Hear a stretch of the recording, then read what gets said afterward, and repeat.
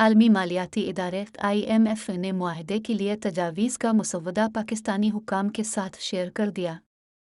GTS 19% तनख्वाहदारों पर मज़ीद tax, IMF ने बजट तजावीज़ पाकिस्तान को थमा दें। पाकिस्तान की माशी टीम ने IMF की तरफ से कर्ज के नए प्रोग्राम के लिए आयद करदा शराइत के तनाजुर में अगले माली साल के वफाकी बजट की तैयार को हतमी शक्ल देना शुरू कर दी।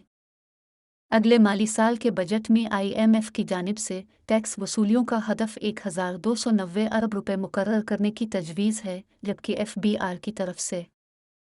टैक्स वसूलियों का हदफ 1250 अरब रुपए मुकर्रर करने पर इसरार किया जा रहा।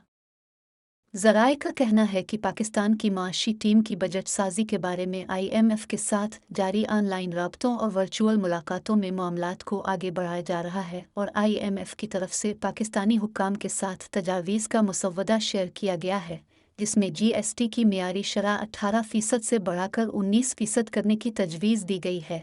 अगर इस तजवीज़ को मंजूर किया जाता है तो इससे FBR को अगले एक साल में 180 अरब रुपए का इजाफी रेवेन्यू हासिल हो सकेगा। इसके अलावा बजट में पर्सनल इनकम टैक्स के हवाले से भी IMF ने ज़्यादा आमदी वाले तबके के लिए टैक्स की शरह बढ़ाने और ज़्यादा से ज़्यादा शरह को 30% से बढ़ाकर 40% करने की तजवीज़ दी है, जबकि सरकारी मुलाजमीन के लिए टैक्स सिलेबस की तादाद भी 7 से कम करके 4 करने की तजवीज़ दी गई है। IMF ने तमाम ज़ीरो रेटिंग से मुताल्लिक़ा सेल्स टैक्स एक्ट से 5वां शेड्यूल ख़त्म करने और अम्मा सिवाय बरामदात के दीगर तमाम अशिया को मियारी शरह GST में लाने की तजवीज़ दी है।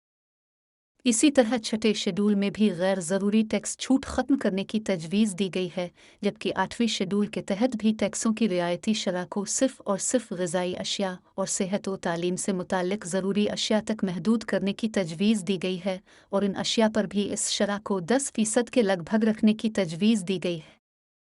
वज़ारत ख़ज़ाना के ज़राए का कहना है कि बजट साजी अब हतमी मरहले में दाखिल हो रही है। चूँकि पाकिस्तान IMF के साथ नए प्रोग्राम के लिए मुज़ाकरात कर रहा है, इसलिए तवक्को है कि हुकूमत आइंदा बजट में तशद्दा शराइत को नाफिज करेगी ताकि बजट की मंजूरी के बाद स्टाफ लेवल एग्रीमेंट पर दस्तखत करने का रास्ता हमवार हो सके और पाकिस्तान को IMF से 3 साला कर्ज का नया प्रोग्राम मिल सके।